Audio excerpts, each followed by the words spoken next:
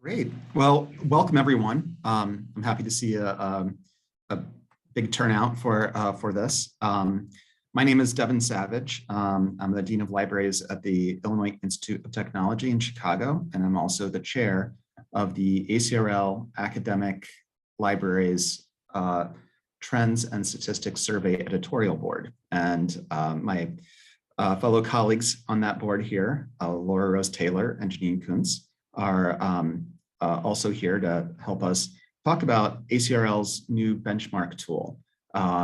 So we thought this was a great topic for Love Data Week, and particularly talking about library data. With that, I'm going to turn it over to Laura to talk a little bit more about the survey. All right, can you hear me okay? All right, excellent. So if you can go on to the next slide, Devin, thank you.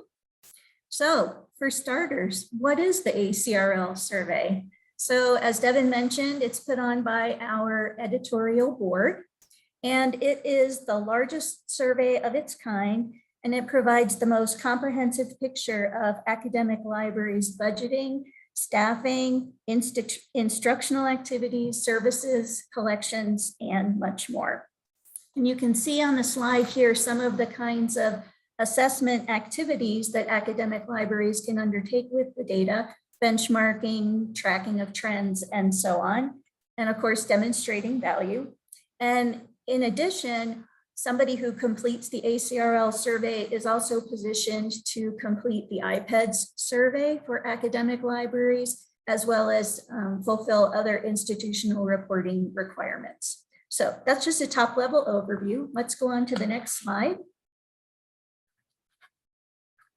So who participates? A lot of libraries of different types, sizes, purposes, and what have you. So from the benchmark tool, this is just a screenshot of some of the categories that you can use when you're looking at data. We'll talk more about that later. But basically, the people who are invited are post-secondary schools that offer associates, baccalaureate, master's, or doctoral degrees. So if a school only offers a certificate or badges or a diploma, they are not going to be participating in the survey. Yesterday, I took a look at some of these categories in my state here in Arizona. So at the associate's level, we have Arizona Western College, which is a public community college. At the bachelor's level, we have Brookline College in Phoenix, which is a private nursing and medical college. At the doctoral level, we have Northern Arizona University, which is where I am here in Flagstaff. It's a public university. And then in that master's professional category, some examples are Embry-Riddle Aeronautical University, which is in Prescott, and the Arizona School of Acupuncture and Oriental Medicine, which is in Tucson. So you can see that we're inviting quite a good mix of folks to participate, quite a diverse mix. At the same time, we're also always interested in adding more institutions that meet the eligibility requirements. So if you have any leads or suggestions for schools that may not be participating, please let us know. All right, Devin, let's move on to the next slide. So today we're going to be talking about data from our 2020 survey. And you can see that we had 1,672 participating libraries with a response rate almost 50%. Among doctoral institutions, it was actually closer to 80%. So we have a lot of libraries participating, and if you are watching and you are one of those who did, we say thank you. All right, let's keep going. Okay, so whether or not you participate and you submit data to the survey, you actually have access to some of the summary data. So it's just good to know that you don't have to subscribe, you don't have to even participate in submitting data. You will still be able to see things at a top level if you wish. And this right here shows us total expenditures, the green bar being all average, the gold bar being all median. So you would have access to that just right off the bat. And then we're going to go to the next slide. And oops, back one, just back one. Can you go back one? Okay, there we go. All right. And then if you do participate in the survey and you contribute data, then you get this magic purple bar that shows your own data in comparison to the average and median of other academic libraries. And so that is very useful. Again, that's just if you are providing data for the survey. Then if on top of that, you decide you would like to subscribe to the benchmark tool, you can do a lot more data analysis, and Devin and Janine are going to show us some examples of that in just a few minutes. So we're going to move on. All right, we're going to talk a little bit about data. We're going to move on again. Okay, so what data do we gather? There are three main areas. You can see them here on this slide. The IPEDS academic libraries component, questions, additional ACRL survey questions, and trend questions. So the first part is very important, the IPEDS academic libraries component questions. So if you don't know what that is, the IPEDS survey is a mandatory survey for any degree granting institution that processes federal financial student aid. And so part of that survey that those institutions all have to do is this academic libraries component. We include all of those questions as part of our survey. And so a library that completes our survey can easily transfer the data to their institutional reporting office and kind of be done with it, which is awesome. At the same time, it's the idea of gather the data once, and then you can report it to both. So collect once, report twice.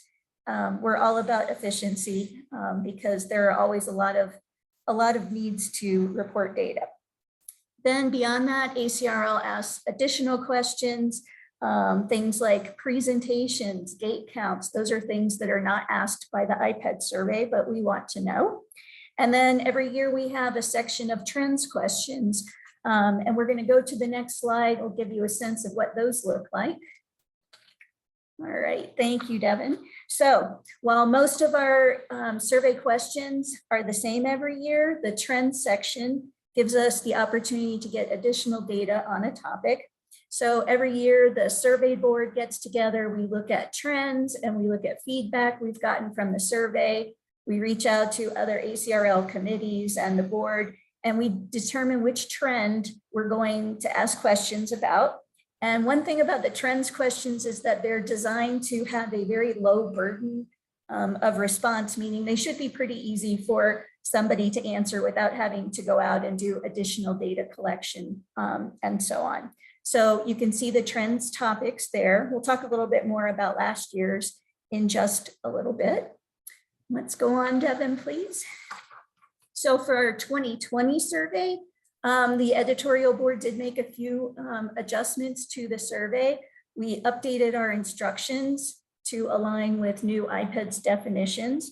We added some questions about asynchronous presentations, just so we could get a better understanding of the balance of synchronous versus asynchronous. And because of COVID-19, we added 2 questions about closings and limited occupancy. And if we go to the next slide, I'll show you what we found for that last bullet there. So in terms of the pandemic questions, this is a look at the 2020 data we gathered. The blue bar on the left shows the average number of weeks that responding libraries were open with limited occupancy. And that was defined as things like reduced hours, limits on number of users, time limits for visitors, and so on. And so across academic libraries, the average was 7 weeks with limited occupancy. And then the orange bar on the right shows the average number of weeks that responding libraries were physically closed to users, not staff, just users, when they otherwise would have been open. And the average was 15 weeks. So we're collecting this survey again this year for the 2021 round, and that will give us the opportunity to see how, libraries responded earlier in the pandemic and then how things have shifted over time. And so with that, we're going to move on, and I am going to hand it over to Janine. All right, thanks, Laura. Let's dive into the 2020 survey data. Next slide, please. Oh, thank you. To demonstrate how one could use the data from the survey to assess the contributions and impacts of one-owned library, we're presenting this, the latest findings in two different ways. One, we mapped the data to the ACRL standards for libraries in higher education, whose 8 roles are shown on the slide here. This is similar to the new benchmark tool, which Devin will touch on in a bit, and shows us, it allows us to look at library outcomes within the context of higher education priorities. The second way we are presenting our data is by looking at different types and levels. So for instance, to look at the educational role, we're going to use institutional averages. We're going to look at longitudinal data across institution types to assess collections data, and look at ratios to better examine personnel data. All the data presented on for the 2020 survey is grouped by Carnegie class. So specifically, we're looking at doctoral, master's, baccalaureate, and associate's institutions, and is meant to really show larger trends in the field rather than those of any particular institution. Next time, thank you. So each standard has several performance indicators to measure how one's library is meeting the goals of that standard. One of the performance indicators for the educational role is library personnel collaborate with faculty and others regarding ways to incorporate library collections and services into effective curricular and co-curricular experiences for students. So using survey data on group presentations, as well as that circulation and usage data, can give us a look into how libraries are both collaborating with faculties and how or what library collections are being used for those curricular and co-curricular experiences. Next slide. So this column chart represents the average number of presentations in 2020 for each Carnegie class. This gives us insight not only into how many presentations institutions are providing on average, but also the mode that these presentations are being delivered. So from this, we can see that although doctoral institutions on average led in the number of presentations offered, associates institutions had the largest number of asynchronous presentations on average. As Laura mentioned earlier, we introduced a new question on the 2020 survey that asks about those asynchronous presentations. And this was really an attempt to capture this increasingly popular mode of delivery for presentations. And since this is the first year we inquired about it, this is only representative of the work that was done in 2020. It's possible and quite likely that some institutions have more asynchronous presentations that they developed prior to 2020 that are just not reflected in these numbers. So again, as Laura mentioned, data from this question on future surveys will help us understand the nature of this work and any trends that may develop across the field. Next slide. So another use of the data to assess the educational role is by looking at the circulation and usage data. So these bar charts are comparing 2019 to 2020 data to show any changes to how collections. Leslie, no, I did not look at that for this presentation, but it is an interesting concept to look at in the future. Sorry about that, got a little distracted. So these bar charts compare 2019 and 2020 data to show any changes to how collections may have been used from one year to another. In this case, it allows us to see how the pandemic may have impacted the usage of our collections. It may be no surprise to see that circulation of physical materials is down across all institutions from 2019 to 2020. But what's more interesting is that ebook usage skyrocketed for all institution types, while e-serial usage decreased or remained stagnant. We could possibly contribute this to the increase in ebook usage, along with the move to virtual learning at many institutions. and really the drive to purchase books that are more accessible to our users. It will be interesting to see with the 2021 survey data if this is indeed a pandemic anomaly or if it's a trend that is here to stay. Either way, this demonstrates our profession's responsiveness to the changing needs of faculty and students both in and out of the classroom. Next slide.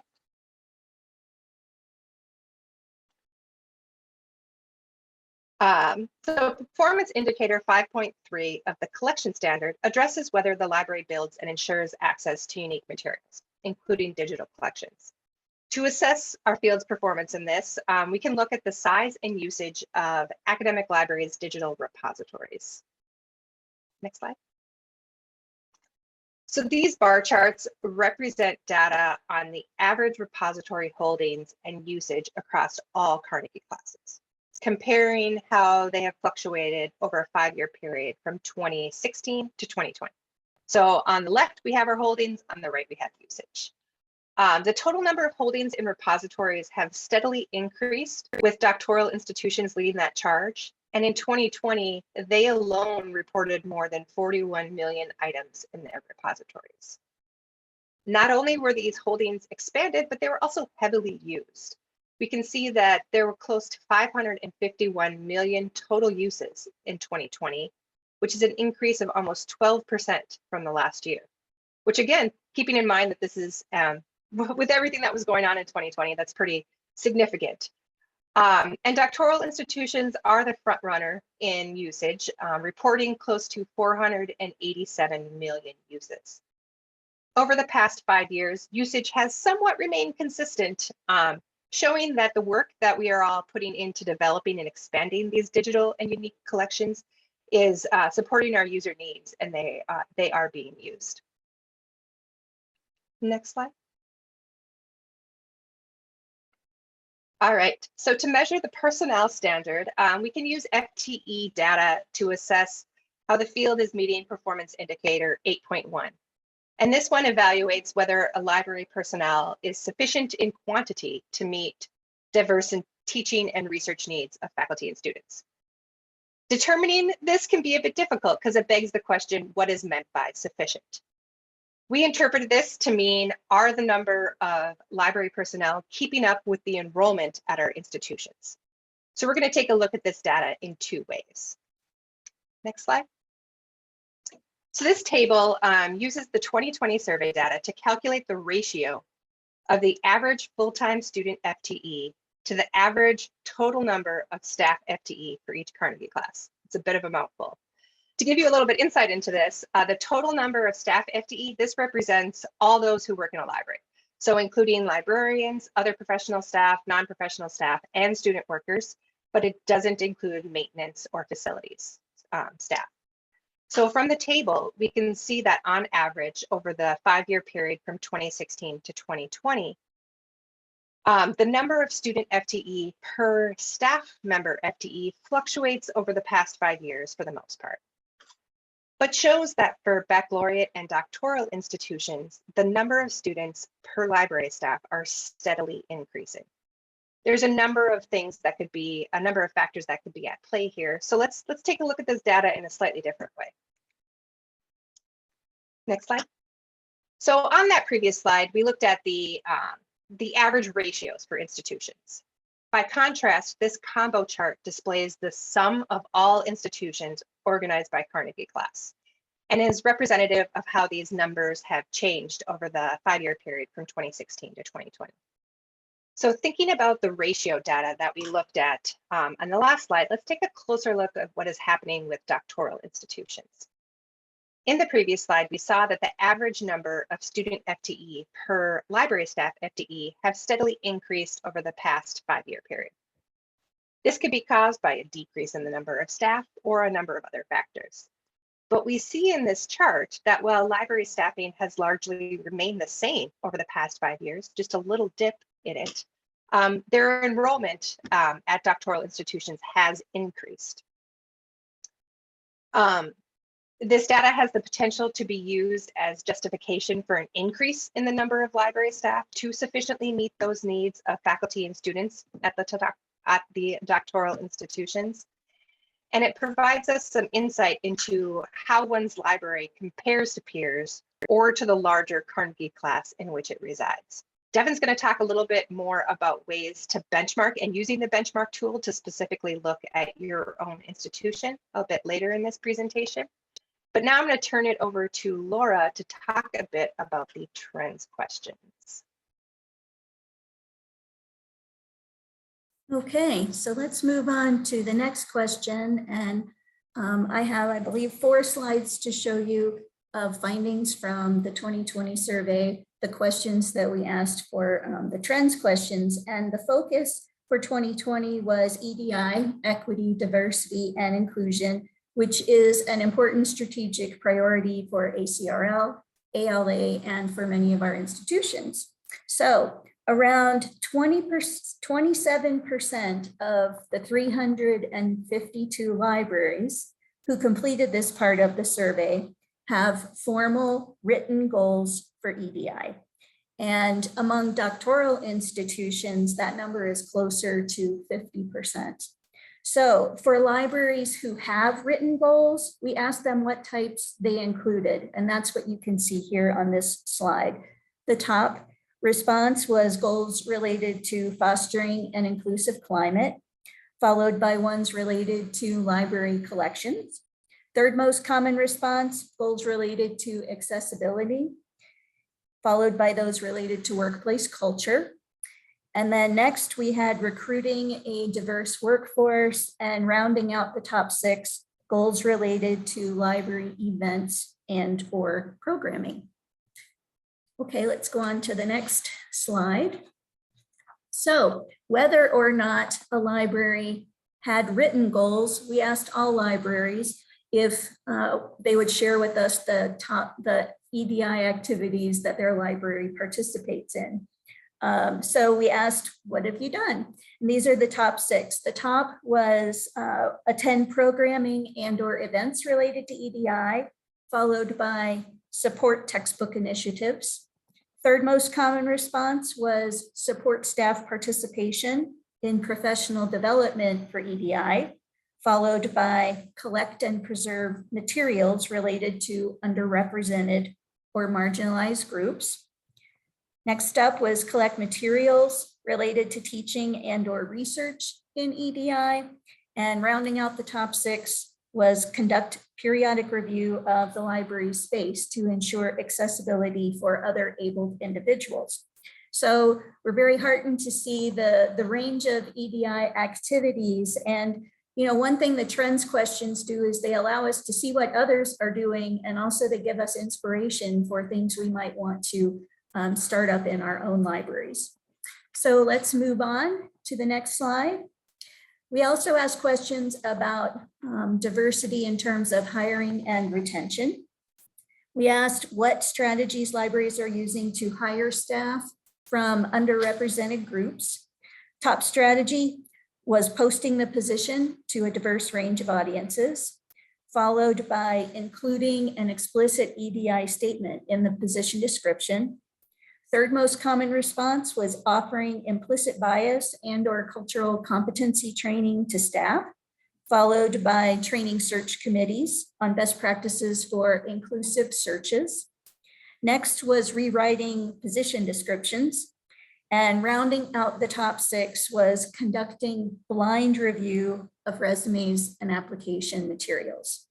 So that's about hiring. And then our next slide is going to show us about retention. And we had, 2 clear front runners here, 2 strategies that stood out. The top was fostering an inclusive workplace culture. And the second most common you can see is working to dismantle systemic racism in our organizations. So next, we are going to hear from Devin about how you can use ACRL data for peer comparisons. All right. Yeah, and thanks, folks, and thanks for being gracious. My computer keys are being sticky for some reason, and it's so I apologize, but I'm not going to mess anybody else up with my advancing the slides except myself at this point. We talk about benchmarking using the data. One question I've heard a fair amount as talking to people who don't generally fill out the survey is, well, what's the use of this? What's the use of gathering the data? And I'm a pretty big why person. Like, why are we doing this? What's the possible use or application? But I think this data actually has a lot of use in terms of helping inform us for giving us evidence for the arguments that we need to make in libraries and the decisions that we need to make. And you don't really need the data, like in a very day-to-day sort of thing, until you really need the data. And my example is, my institution was going through a major strategic, redirection, and brought in consultants to look at the whole university, and looking how to possibly reorganize things. And they came and talked to us and did analysis and suggested that we indeed had less money for collections than maybe we should compared to the peer group that they set up, but that we were overstaffed in that group as well. And so I immediately needed to set to work to rebut that argument, to figure out what was going on, to contextualize it, because it most certainly did not feel like we were overstaffed. And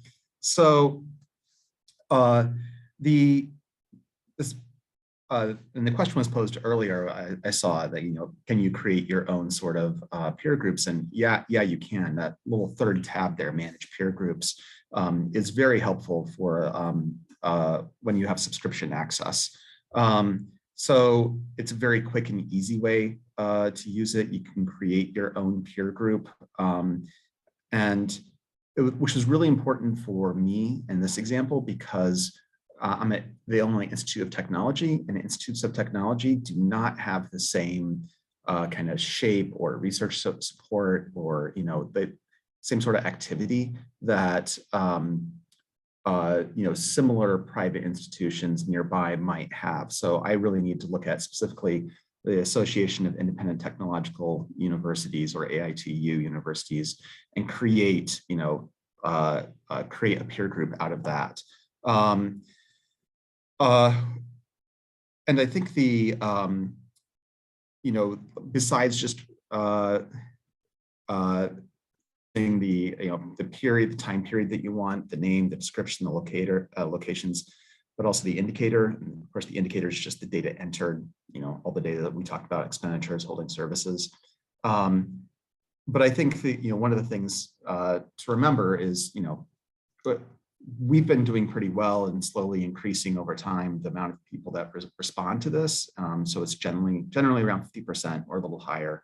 But I think still maybe the all-time high is somewhere around 54%. So you may have the perfect peer aspirational institution that you want to set, but it's quite possible they did not fill out the data, or filled it out every other year intermittently or something like that. So keep that in mind. So when I set up my peer group, I selected 8 schools, but only 5 responded. That's fine. 5 was enough to work with. But you had to kind of keep that in mind. And so you can see in the little 6th heading down there in the corner, peer group name AITU was the example I set up, and you can see a couple of the ones that I used.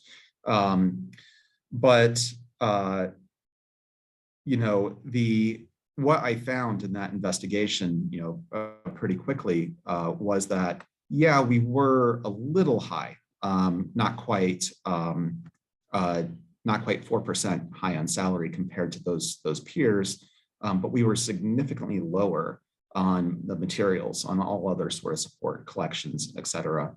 But for that extra, 3 to 4%, we got a 16% increase in presentations and gate count compared to those peers. And now those are specific touch points with students that lead to that are student engagement. And, we know in the higher education field that, increased student engagement leads to increased retention, leads to increased graduation rates. These are things that, from my standpoint, I was arguing, yeah, we spend a little bit more salary. Overall, we're spending a lot less money, and you're getting a lot more student engagement. So for the bottom line, you're getting a good deal with us. And so that was my kind of success story of using the data to advocate for the library. You know, you can also just go by state or province. So there's a lot of states that have, state educational systems, and you just want to do quick sort of comparisons to the kind of other institutions that are in your state. So you can go by that Carnegie classification and state and the time and get a very quick view of this. And so one of the things I really like as you go through and look for outliers, but it's just being able, besides getting these nice graphs, which I really appreciate with the benchmark tool, but besides getting those like nice little graphs, is just the ability to go up and export data. So in the corner of every graph, there's the little, like, if you mouse over, there's 3 little dots, and then you get this kind of drop down where you can just export the data and do anything you want with it, however you want to represent it. So you don't have to use these graphs, can reuse them in ways that you find most useful. And it's not just for understanding, decision-making or library advocacy that you might want to use this. There's a number of scholarly articles that have been done that have used this to make significant arguments. John Budd is actually on our committee as well, and he used some of this data to rebut the argument in the mid-2000s that libraries were going away. The computers had made them redundant. But also, there's been some specific studies regarding retention using this data, and faculty research and productivity. This article by David Schweider and Lisa Hinchliffe doesn't actually delve into this himself, but it is a really nice overview of all of the sort of all of the kind of IPEDS, ACRL data, ARL data that's used in these sort of ways. So it's a great thing. And I see I don't have a full citation there, so I will put that in the chat. But in terms of accessing the data, of course, as Laura mentioned later, you have these different levels of, there's this data that's open to everybody. There's the data that you have to access your own once you submit. But then there's the subscriber level data, which is what I was, the sort of level of setting those peer groups and what I was just talking about. We've transitioned all of that data over into the new tool so that you can use it. That ACRL has been putting this data together since 1998, and continues to curate and be responsible for it. But the subscription level is very reasonable, I will say, from an institution that's not particularly resource rich. It's been very, very reasonable and very useful to me. So this page of resources is open to everyone as well. It's not just for subscribers or the particular contact. We also maintain a live guide if that's easier for you to get to a lot of that information as we collect information for the 2021 survey. But we did, since we were transitioning the survey to the new benchmark tool, we froze most of the questions. So we talked about all the changes in 2020, even though we're currently gathering data for 2021, because we just kind of froze everything from the previous year and just to move it over. That said, every time I go in, I've done the survey a number of times. And every time I go in, I'm like, wait, how did I answer the question before? Or have I been misreading this particular phrase this whole time and reporting the wrong numbers? So we try to provide a lot of, help with that, with the resources. We not only give guidance, but there's also FAQs that we're pretty much constantly updating.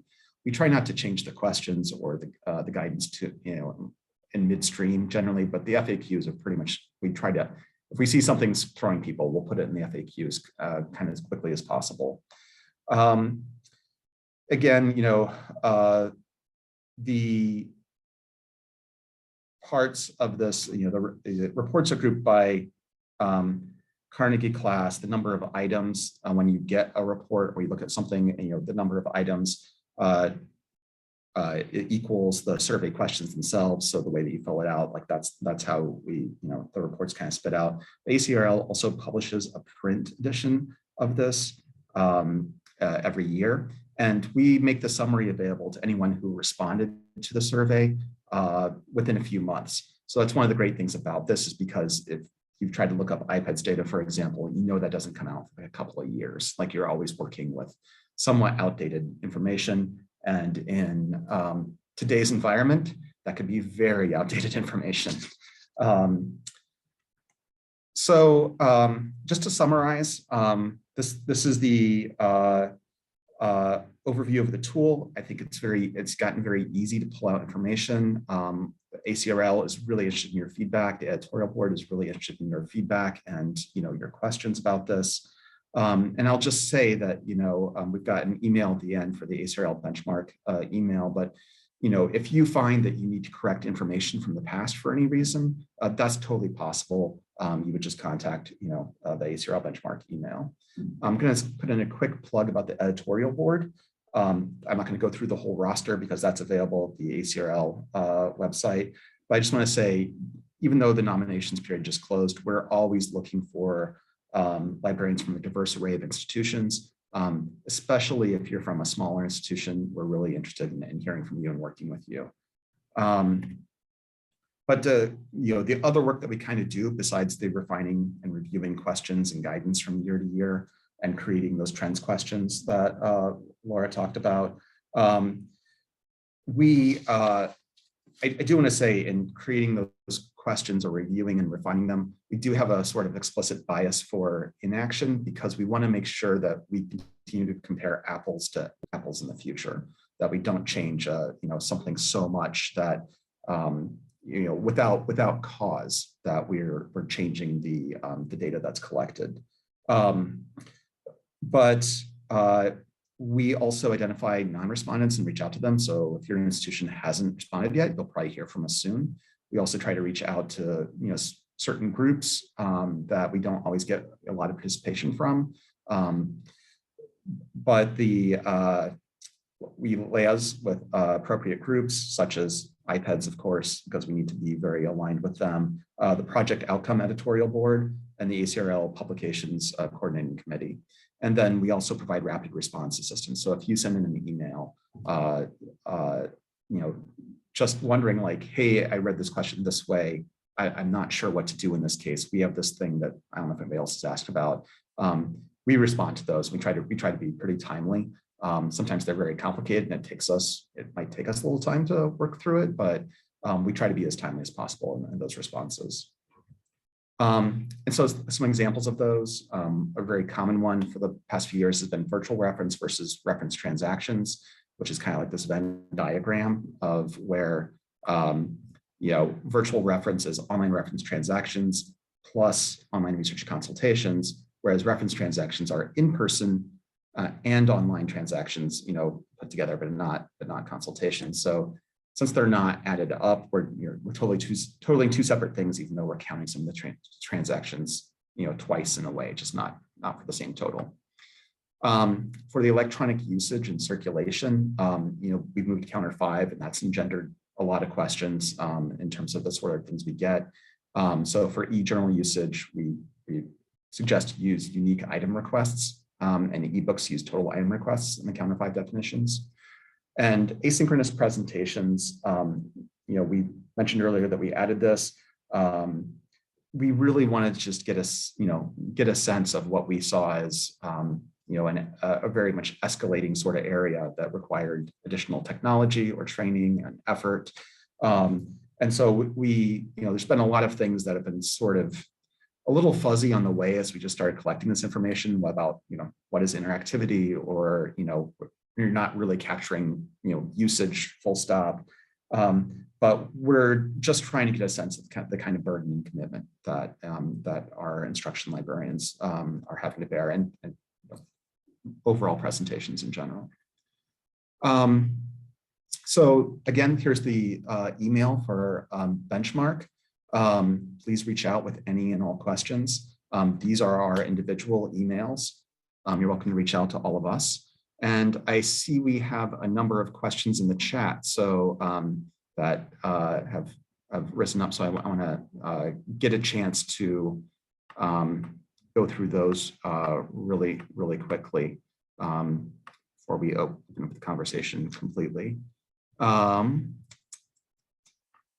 So, and I see Mary Jane, thank you. Mary Jane's been adding comments and context throughout on the chat as we go through this. So that's very appreciated.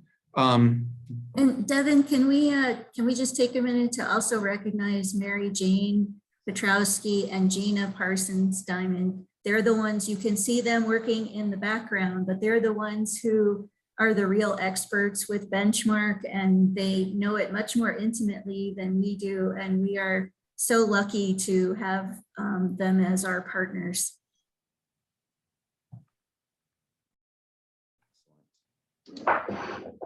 Yes, thank you to both. Mary Jane, did you want to say a word?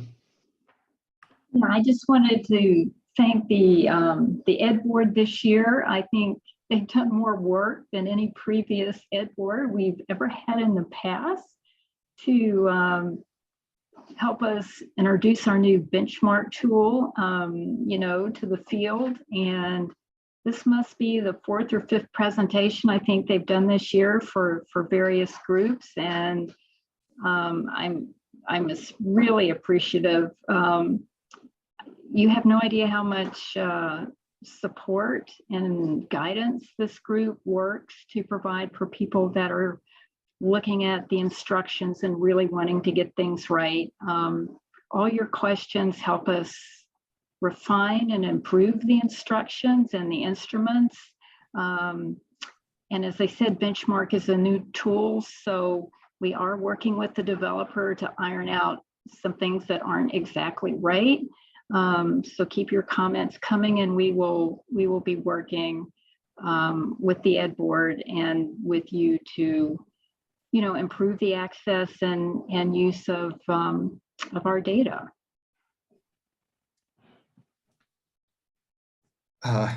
Great. And so I think a lot of the questions have been answered in the chat as we've been going. One that I saw that wasn't sure if it got answered was whether we pull iPads data from schools that have not completed the survey in the past. And as far as I know, we've never done that, and I think don't have plans to do that. But again, I'll let Mary Jane and Gina, you know, jump in with any other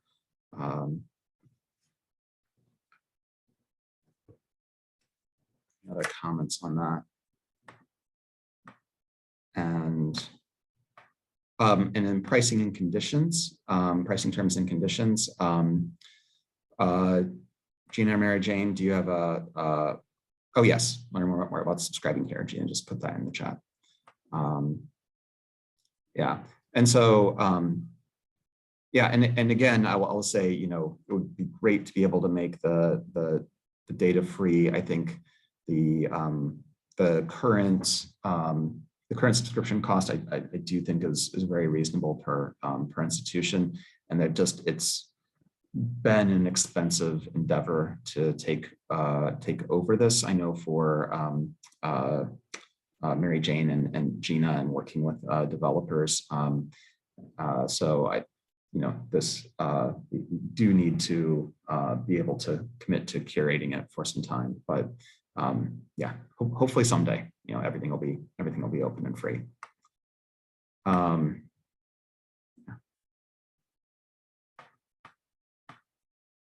All right, were there any other questions anybody sees that I've missed to this point, or that Mary Jane has not responded to?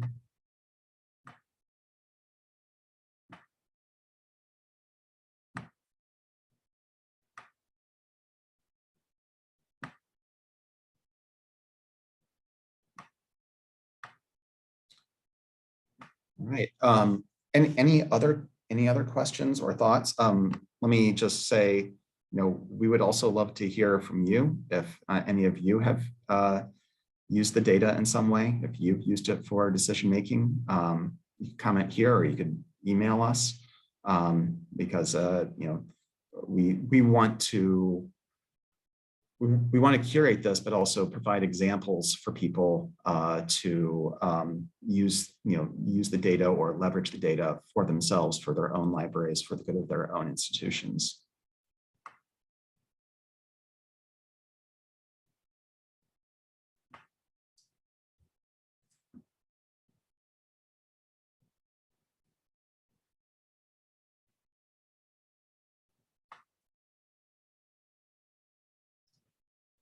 All right.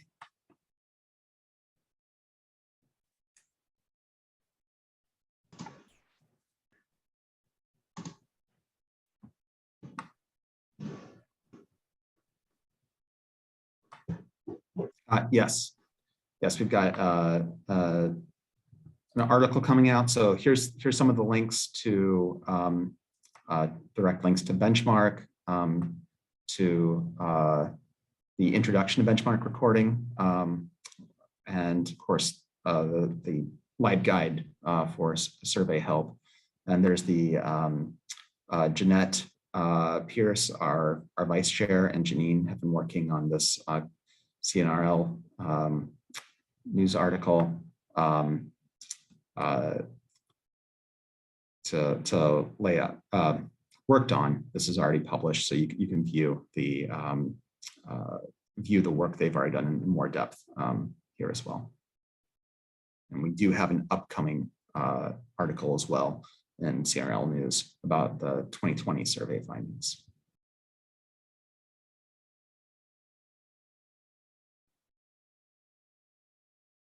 All right. We'll hang on here for just a minute, but thank you, everybody. Thank you for attending, and thanks for your questions. Much appreciated.